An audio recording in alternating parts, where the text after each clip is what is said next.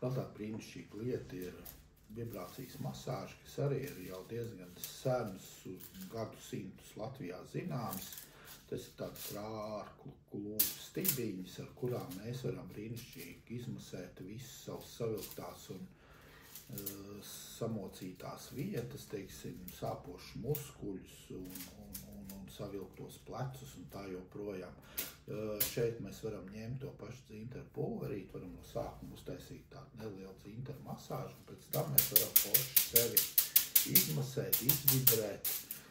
Un šeit arī ir ar dzinteru rokturīts, ja, teiksim, kamēr mēs sev masējam, mēs arī forši, viņš ir tāds abrazīvs, varam savu roku masēt, un tur ar rokā viņš jau mums strādā. Šeit uz šī galiņa esot šim dzinteru apsvēr, mēs varam ļoti skaisti izspiest gan rokām punktu, gan pēdām punktu, gan arī šādu dzinteru rullīšu vai šo dzinteru galu mēs varam ļoti labi arī izmasēt savus savilktos muskuļus vai vietas. Tur, kur mēs netiekam klāt, mēs varam palūgt kādam no savējiem, kas mums to dara. Jā, tā kā izmantojiet ne tikai dzinteru, bet izmantojiet visu, kas ir dabā pieejams.